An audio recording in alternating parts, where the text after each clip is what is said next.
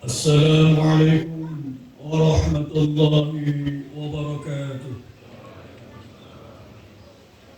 الله أكبر، الله أكبر، الله أكبر، الله أكبر، الله أكبر، الله أكبر، الله أكبر، الله أكبر، الله أكبر. لا إله إلا الله والله أكبر، الله أكبر ولله الحمد. الحمد لله وحده، صدق وعده ونصر عبده، وأعز جنده وهزم الأحزاب وحده. أشهد أن لا إله إلا الله وحده لا شريك له، وأشهد أن محمدًا عبده ورسوله صلى الله عليه وسلم وعلى آله وأصحابه ومن اتبعه إلى يوم القيامة. أيها المؤمنون، اتقوا الله ما استطعتم لقوله تعالى: يا أيها الذين آمنوا اتقوا الله حق تقاته ولا تموتن إلا وأنتم مسلمون. وقال أيضا: لن ينال الله لحومها ولا دماؤها ولكن يناله التقوى منكم. وقال رسول الله صلى الله عليه وسلم: اتق الله حيثما كنت وأتبع السيئة الحسنة تمحها وخالق الناس بخلق حسن. صدق الله العظيم وبلغ رسوله الكريم ونحن على ذلك من الشاهدين. Majelis Idul Adha yang saya hormati, yang Allah muliakan, sungguh layak kita wajib bersyukur kepada Allah Subhanahu wa Ta'ala yang telah memperkenankan kita untuk bertemu kembali dengan bulan Dzulhijjah yang merupakan bulan terakhir dalam kalender Hijriah. Semoga seluruh ibadah kita dengan segala kekurangannya sepanjang tahun 1443 Hijriah ini Allah berkenan menerimanya disertai ampunan dan atas segala khilaf dan alba kita. Bulan terakhir dalam kalender Hijriah ini disebut Dzulhijjah karena di dalamnya ada ibadah yang sangat mulia, ibadah kesempurnaan kemusliman seseorang, yaitu ibadah haji. Di samping ibadah haji juga ada ibadah yang mulia, yaitu ibadah udhiyah atau ibadah kurban. Oleh karena itu, bulan Dzulhijjah utamanya hari ini kita rayakan Idul Adha, hari pelaksanaan kurban. Majelis Idul Adha yang Allah muliakan, sejarah mencatat bahwa ketika Nabiullah Ibrahim alaihissalam selesai merenovasi Ka'bah dan malaikat Jibril telah mengajarkan manasik haji kepada beliau, maka turun wahyu Allah Subhanahu wa Ta'ala: wa adzin fin nasi bil hajj ya'tuka rijalan wa ala kulli dhamirin ya'tina min kulli fajjin 'amik. Sampaikanlah wahai Ibrahim kepada seluruh manusia seruan untuk berhaji di Baitullah. Niscaya mereka akan hadir dari seluruh penjuru bumi, baik dengan naik kendaraan maupun berjalan kaki. Demikian pula dengan ibadah kurban. Ketika pertama kali Rasulullah Sallallahu Alaihi Wasallam menyampaikan kepada para sahabat untuk berkorban, di antara para sahabat ada yang bertanya, "Ya Rasulullah, apa sesungguhnya kurban ini?" Rasulullah Sallallahu Alaihi Wasallam bersabda, "Hiya sunnatu abikum Ibrahim alaihi salam." Ketahuilah wahai sahabat-sahabatku bahwa kurban ini adalah sunnah Nabi kalian, yaitu Nabi Ibrahim alaihi salam. Catatan sejarah, ayat Al-Quran dan sabda Rasulullah Sallallahu Alaihi Wasallam tersebut memberikan petunjuk bahwa haji dan kurban sesungguhnya bukan syariat baru bagi umat Muhammad Rasulullah Sallallahu Alaihi Wasallam, tetapi juga merupakan syariat para rasul dan umat sebelumnya, tepatnya syariat Nabiullah Ibrahim alaihissalam. Oleh karena ibadah haji dan kurban ini merupakan syariat Nabiullah Ibrahim alaihissalam, maka untuk menggali hikmah dan nilai-nilai spiritual yang terkandung di dalamnya sebagai pelajaran bagi kita sekalian, kita perlu membuka kembali lembaran-lembaran sejarah perjalanan Nabiullah Ibrahim alaihissalam yang dikenal sebagai Abul Anbiya wal Mursalin, yaitu bapaknya para nabi dan seluruh para rasul. Muslimin wal muslimat, Majelis Idul Adha yang Allah muliakan. Perjalanan Nabiullah Ibrahim alaihissalam sesungguhnya merupakan perjalanan hidup yang lebih banyak duka dibandingkan sukanya. Perjalanan hidup yang lebih banyak derai air mata dibandingkan dengan senyum tawanya. Perjalanan hidup yang lebih banyak ujiannya dibandingkan pujiannya. Perjalanan hidup yang lebih banyak caci maki dibandingkan sanjungannya. Namun semua itu pada akhirnya membuahkan sukacita, senyum bahagia, bahkan puji-pujian dan buah bibir sepanjang masa.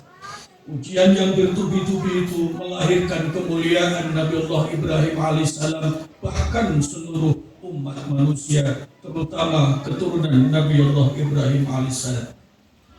Ibrahim yang sang calon nabi kekasih Allah itu ketika kecil terlahir dari keluarga yang tidak beriman. Bahkan ayahanda Ibrahim yang bernama Azar, Al-Quran menyebutkan seorang pengusaha patung terbesar ketika itu. Patung merupakan lambang kemusyrikan ketika itu, sementara Ibrahim sangat kuat ilham tauhidnya kepada Allah Subhanahu wa Ta'ala. Konflik akidah dengan orang tua inilah ujian pertama yang dihadapi Nabiullah Ibrahim alaihissalam. Pada saat telah menikah dan menunggu hadirnya seorang anak, ternyata puluhan tahun tidak kunjung tiba. Bahkan dalam usia yang cukup renta, yaitu umur 85 tahun, malah turun ujian Allah, yaitu Nabiullah Ibrahim disuruh berkhitan. La haula wa la quwwata illa billahil aliyyil azim. Dalam masa penantian yang sangat panjang, ujian menunggu kehadiran putra yang belum kunjung tiba, Nabiullah Ibrahim selalu berdoa, Rabbi habli minas salihin, Rabbi habli minas salihin, Rabbi habli minas salihin. Wahai Allah, karuniailah hamba putra yang soleh. Setelah ujian hidup bertubi-tubi silih berganti yang selalu dihadapi dengan usaha, perjuangan dan doa dalam rentang waktu puluhan tahun lamanya, alhamdulillah Allah Subhanahu wa Ta'ala kemudian memberikan wahyu kepada Nabiullah Ibrahim. Fabasyarnahu bihulamin halim. Aku berikan Ibrahim seorang anak yang sangat pintar dan santun yang bernama Ismail alaihissalam. Subhanallah walhamdulillah wa la ilaha illallah wallahu akbar. Catatan sejarah yang diabadikan oleh Al-Quran ini memberikan pelajaran penting bagi umat Islam seluruhnya, bahwa barang siapa yang sedang menanti kehadiran seorang putra, siapa yang menginginkan keturunan yang saleh, Al-Quran mengajarkan jangan pernah lupa berdoa, Rabbi habli minas salihin, Rabbi habli minas salihin, Rabbi habli minas salihin. Itulah doa Nabiullah Ibrahim yang diabadikan di dalam surat As-Saffat ayat 100. Selesaikah ujian Nabiullah Ibrahim dengan karunia putra yang sangat membahagiakan itu? Tidak selesai sampai di situ. Selang beberapa tahun, di tengah kebahagiaan Nabiullah Ibrahim dengan karunia putra yang pintar dan saleh itu, ternyata datang perintah Allah untuk menyembelih putranya sebagai korban. Masya Allah, la haula wa la quwwata illa billah. Gambarkan bahwa ketika bapak dan anak Nabiullah Ibrahim dan Ismail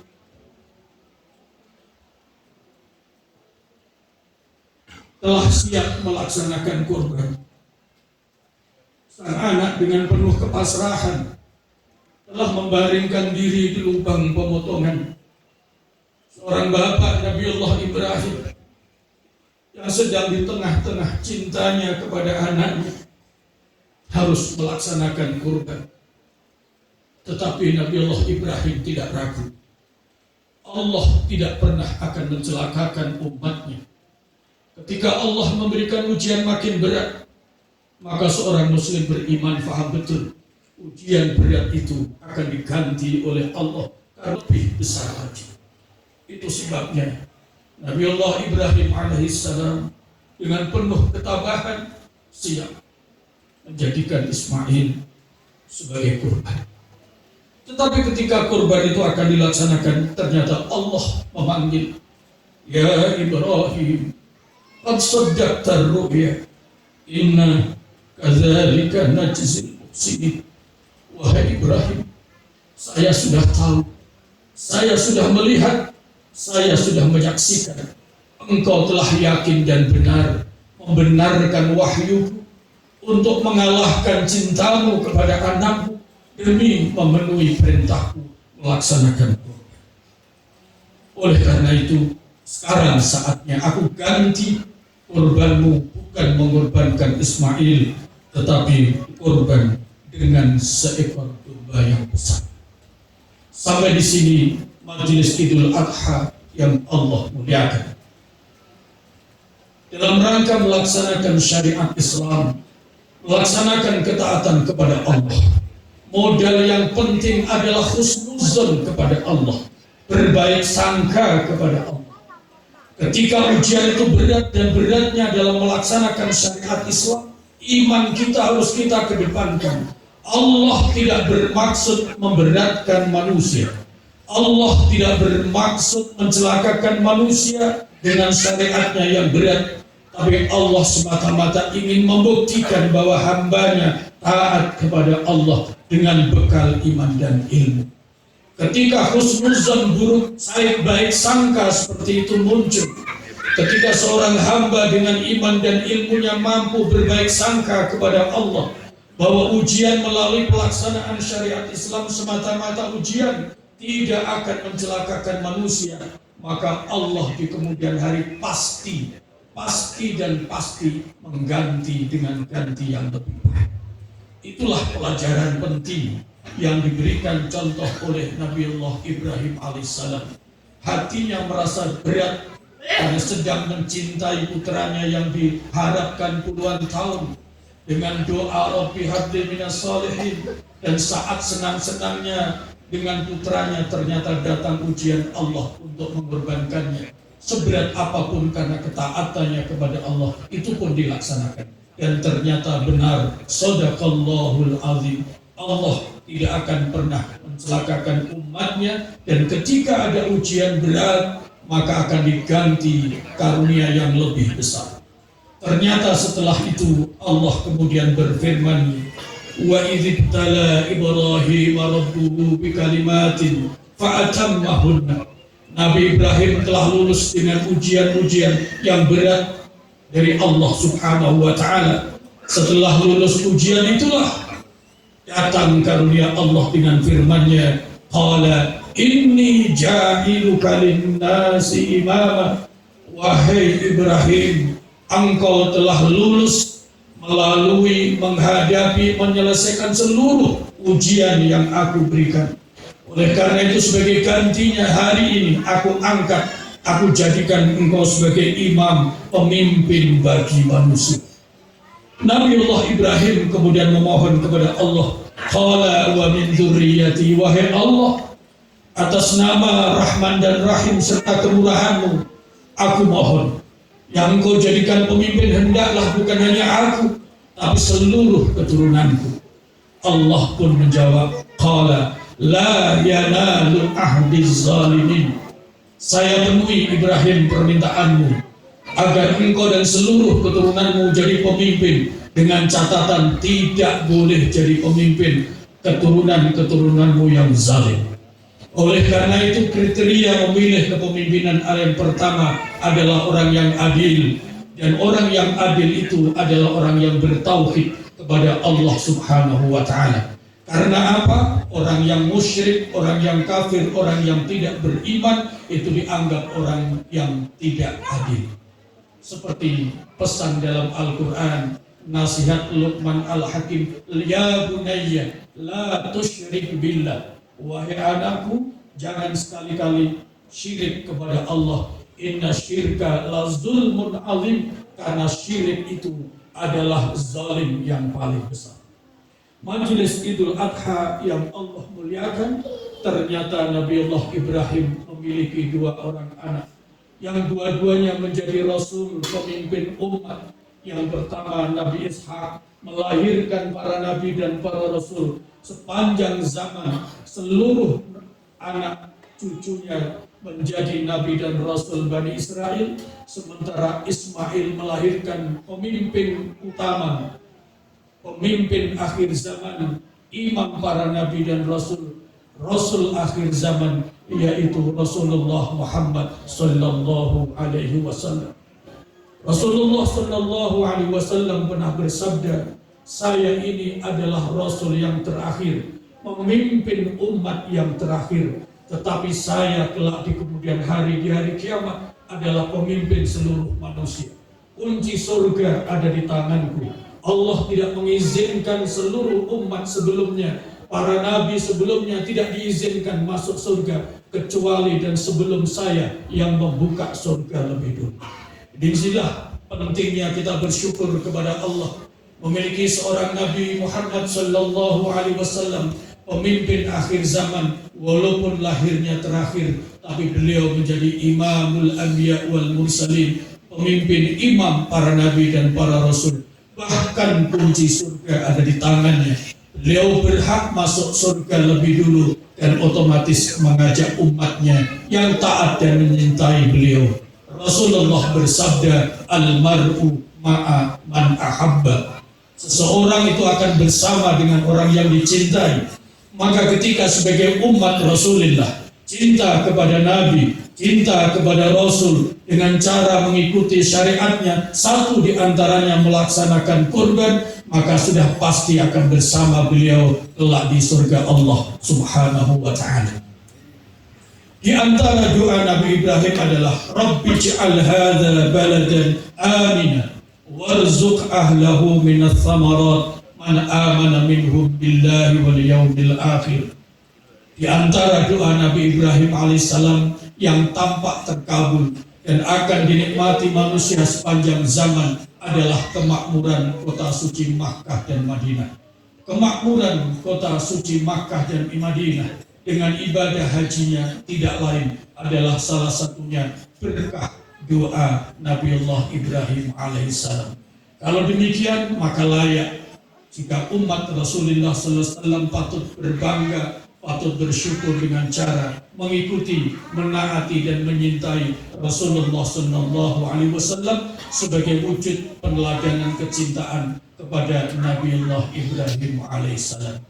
Mudah-mudahan dengan semangat Idul Adha ini, sebagai seorang muslim dan muslimah, iman dan ilmu kita semakin kuat, sehingga kita mampu meneladani Nabiullah Ibrahim dalam menjalani hidup dengan penuh kesadaran bahwa seluruh ujian yang Allah berikan, seberat apapun syariat yang Allah tetapkan, Allah tidak bermaksud mencelakakan manusia, tapi itu semata-mata jalan untuk menggapai kemuliaan di hadapan Allah Subhanahu wa Ta'ala.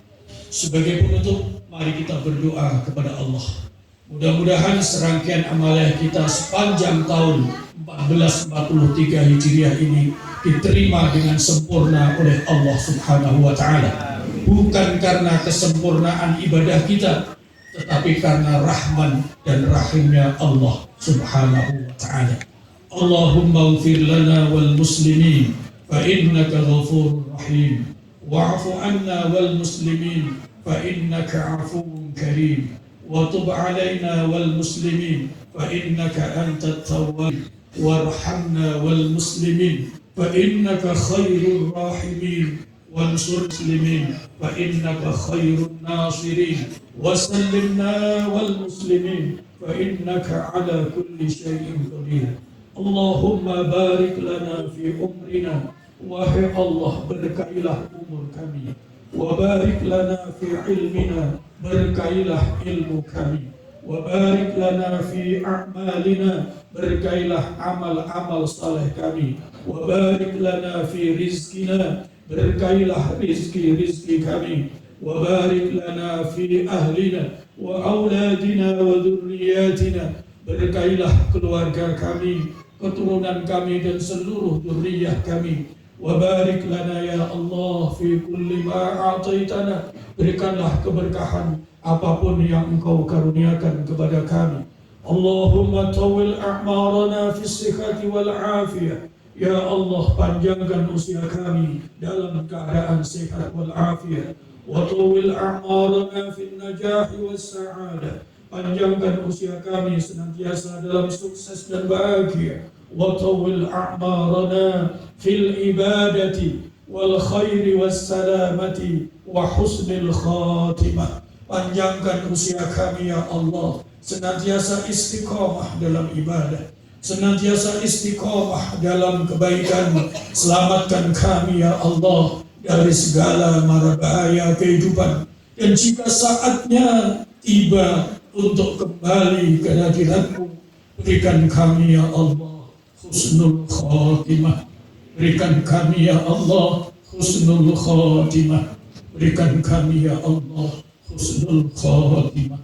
Rabbana atina fid dunya hasanah wa fil akhirati hasanah wa qina azaban nar, walhamdulillahi rabbil alamin.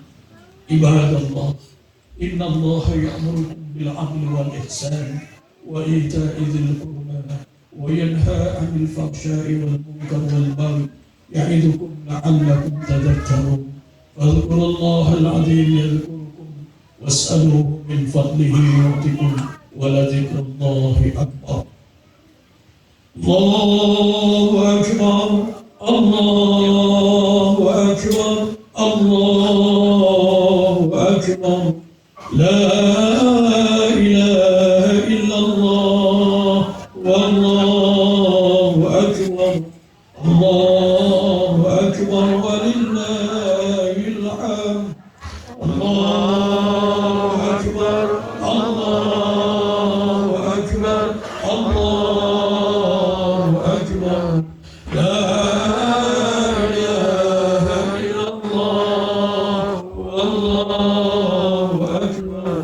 Allahu akbar walillahil hamd. Allahu akbar, Allahu akbar, Allahu akbar.